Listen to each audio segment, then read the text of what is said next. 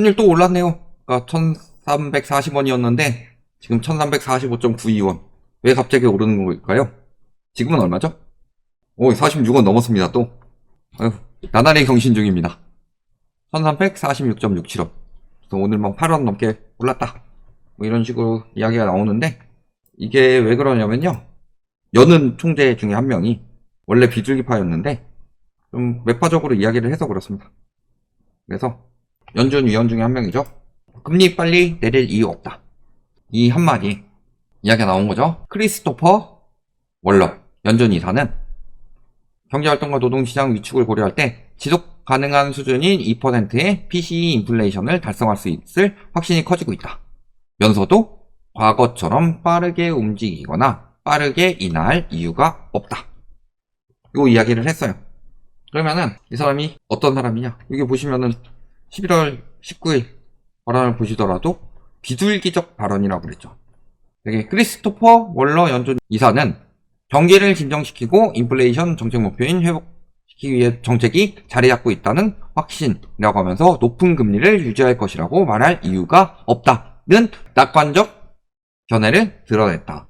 즉, 예를 들어서 매파였던 사람, 맨날 매파 이야기하는 사람이 금리 인하 서두르지 마, 금리 인하 빨리 안 와, 그러면은 얘는 매파니까 그 소리 했겠지. 쟤는 맨날 그 소리 했었어. 그러니까 영향이 적었는데, 이번에 비둘기파여서 이 사람 비둘기라고 생각했는데 갑자기 이 사람이 금리 인하 빨리 안 와 라면서 매같이 변해버렸다, 그런 거죠.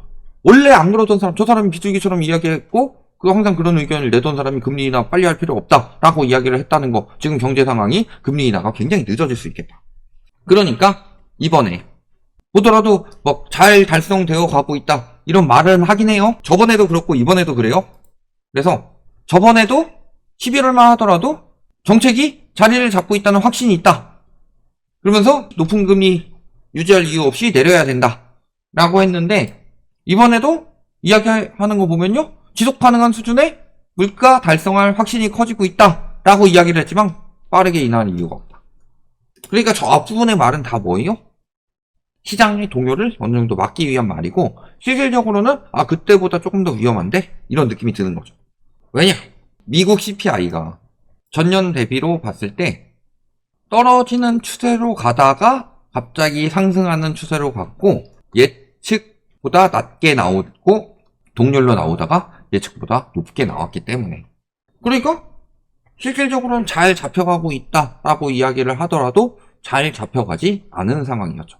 그럼 금리 인하가 늦어진다라는 것, 채권 시장에도 안 좋은 소식이지만 어디 시장에도 안 좋아요? 주식시장. 그래서 오늘 하루 코스피가 급격히 떨어졌습니다. 자금이 안전자산으로 이동을 하고 있다는 소리죠. 그리고 되게 웃긴 거예요. 1희 1비라고 하죠. 요즘에 말 한마디에 너무 많이 휘둘려요. 내가 이렇게 돼서 이렇게 될 것이다 라는, 좀 눈을 갖고 봐야 되는데 말 한마디에 저렇게 왔다리 갔다리 하고 있는 모습을 보면요, 항상 먹잇감이 됩니다. 자, 우리나라 지금 위험자산으로 자꾸 자본 이동시키려고 별짓을 다 하고 있는데도 불구하고, 자, 우리나라는 비트코인 ETF를 불허하고 있습니다. 불허하는 이유는 뭐예요? ETF 상장만 되면 대박칠 것처럼 이야기했는데 막상 비트코인 ETF가 등장하니까 가격이 뚝 떨어졌죠. 기대감 생길 때 막 가격이 올라가다가 ETF가 등장하니까 뚝 떨어졌어요. 이거 다 지금 1희 1비에서 속은 거예요. 영상으로는 안 올렸지만 저희가 저번 스트리밍 때인가 비트코인 ETF 하는 이유가 뭐라고 그랬어요? 이거 자체의 장점이라고 불리는 익명성. 그래서 이 익명성이 강하기 때문에 비트코인이라는 것 자체가 통제가 힘들다. 그러니까 각국에서도 통제가 가능한 코인 뭐 이런 것들을 만들려고 하잖아요. 그런 것처럼 비트코인이 경제의 많은 부분을 잠식하게 되면요, 과거보다 더 통제하기가 힘들어요. 예전에 그린스펀의 수수께끼라고, 우리나라가 그린스펀의 수수께끼가 벌어질 수도 있습니다. 반대로 기준금리를 계속 올리는데 시중금리가 계속 떨어지는 현상이 나타났습니다. 그때는 글로벌 금융위기 터지기 직전에 한 2004년, 이때쯤이 한 2004년쯤이었는데 시중금리 올리는데 시중금리가 계속 떨어져요. 그때 연준 의장이 그린스펀이었어요. 근데 왜 이런 일이 벌어졌냐? 기준금리가 올리니까 채권금리가 올라가야 되는데 채권금리가 떨어졌기 때문이고, 즉 이것은 채권 가격이 올라갔다는 소리죠. 채권 가격이 올라갔다는 소리는 채권 수요가 늘어났다는 소리죠. 채권 수요가 늘어난 이유는 중국 자본 유입 때문입니다. 그러니까 중국인들이 와가지고 장난질 친 거예요. 아직 미중 무역전쟁, 미중 금융전쟁 끝나지 않았죠. 근데 비트코인을 가지고 굉장히 경제의 큰 부분을 차지하게 만들었을 때 중국인이 비트코인으로 자본 미국에 유입시켜가지고 장난칠 수 있다는 소리죠. 근데 모든 국가는요, 자신의 나라에 있는 화폐를 통제하기를 원합니다. 화폐가 통제가 안 되면 어떤 일이 벌어져요? 이번에 인플레이션이 굉장히 심하죠. 여러 가지 요인이 있습니다. 첫 번째는 돈을 굉장히 많이 풀었기 때문이고, 두 번째는 여기서 물류가 막히는 여러 가지 전쟁들이 일어났기 때문이죠. 그리고 세 번째는 비트코인의 영향도 있어요. 화폐를 국가에서 어느 정도 통제를 해야 되는데 통제를 못하게 만드는, 암암리에 들어오니까 통제를 못하게 만드는 이런 것들이 있는 거죠. 이것을 법정 관리 하에 놓겠다. ETF라는 것 자체가 그런 느낌인 거잖아요. 그러면은 통제 가능한 상황으로 놓겠다라고 하는 게 그런 이유다. 그래서 비트코인이 법정화폐로 인정을 못 받는 이유, 비트코인을 법정화폐로 인정을 했다가는 장난질 쳐가지고 화폐 가치를 국가에서 통제를 할 수가 없기 때문에 문제가 생길 수 있다는 거죠. 그래서 엘살바도르 같이 비트코인보다 변동성이 더 커가지고 화폐가 마침 화폐의 기능을 잃었어. 이런 나라들 같은 경우나 비트코인을 법정화폐로 쓰는 거지. 그러니까 통제하에 두겠다고 한 거예요. 근데 우리나라 안 한 이유가 뭐예요?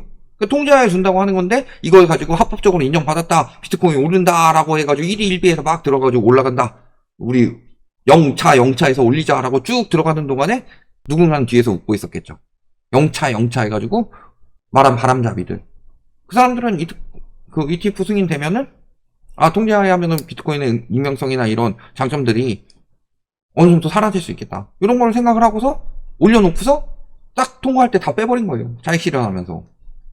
마찬가지예요. 코스피도 지금 마찬가지죠. 파월도 아니고 연준 위원 중에 한 명이 저런 이야기, 물론 비둘기였던 사람이 매파적인 이야기를 한마디 했다고 코스피 쭉 빠지는 거 보면요, 지금 시장이 사람들이 얼마나 아직도 광기에 빠져 있냐, 얼마나 광기에 빠져 있으니까 저런 말 한마디에 올라갔다, 저런 말 한마디에 떨어졌다. 그런데 문제는 이런 상황에서 저런 다 같이 가자 하는 것 때문에 신용거래 잔고가 엄청나게 빠르게 늘고 있습니다. 신용거래 잔고라는 게 무슨 소리예요? B2했단 소리예요. B2.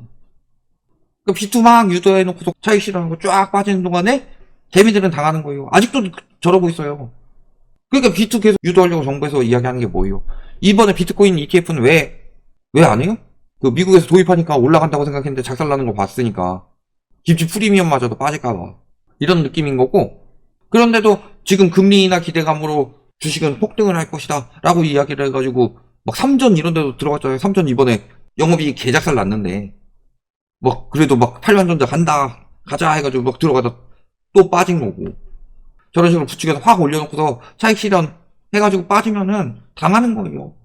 매번 저래갖고. 근데 그거를 계속 유도하려고 정부에서는 뭐 하고 있어요?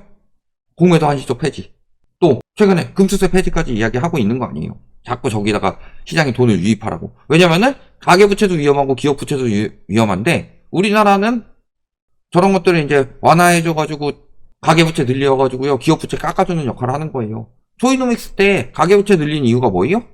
LTV 풀어주고 한 이유는 기업부채 깎기 위해서예요. 건설사나 PF 쪽 위주, 이런 위험한 것들, 혹은 관련 업종. 그러니까 결국에는 주식시장에 자금 유입하는 거.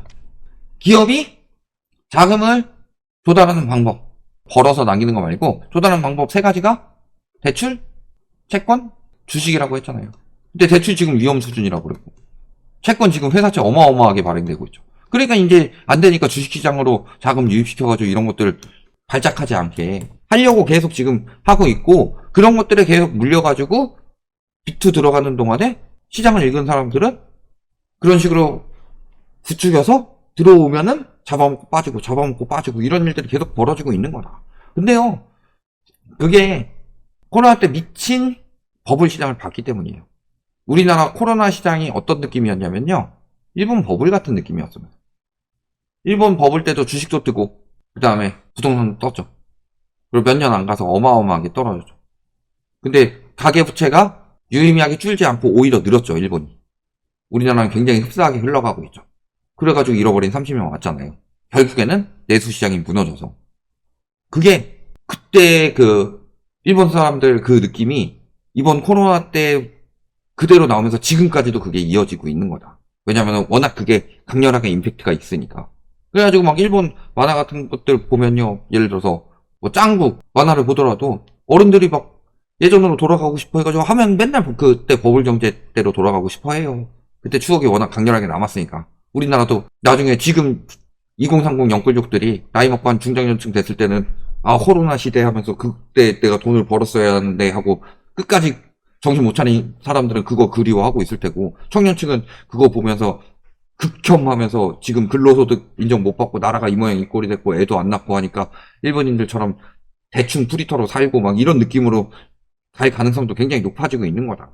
그래서 이번 환율 올라간 이유는요. 간단하게 말씀드려서요. 말 한마디에 사람들이 너무나도 빠르게 휘둘리고 있다. 이건 우리나라뿐만이 아니라 미국도 휘둘리고 있는 거죠. 전반적으로 전 세계적으로 말 한마디에 휘둘리고 있는데 그런 상황에서 부추겨서 차익 먹는 놈들 따로 있고 그런 말 하나하나에 그래가지고 또 뭐 그 금리 올라가는 게 늦어지고 막 이런 거에 일희일비 하는 사람들은 항상 거기서 다 뺏어 먹히고 있다. 이게 항상 경제 위기 때 오던 시기고 이게 심화되면은 크게 터지는 거예요. 항상 늘 그랬다. 그러니까 늘 말씀드리는 게 이럴 때일수록 안전자산 지키라고 계속 위험자산 들어가지 말고 안전자산으로 가라. 금리 인하 이야기가 뭐 좀 늦어지든 어쨌든 지금 상황에서 더 금리 인상이 안 될 상황이면 차라리 미국 채권이나 달러로 사라. 이런 이야기를 계속 하는 이유가 왜 그런지에 대해서 흔들리지 말라고 하는 거예요. 저런 변동성이 큰 거 왔다 갔다 하는 거는 예측이 불가합니다. 하지만 큰 틀에서 예측이 가능한 것들을 예측해가지고 그대로 진행하는 게 내 자산을 지키고 나중에 굴릴 수 있는 유일한 방법이다. 이렇게 보시면 되겠습니다.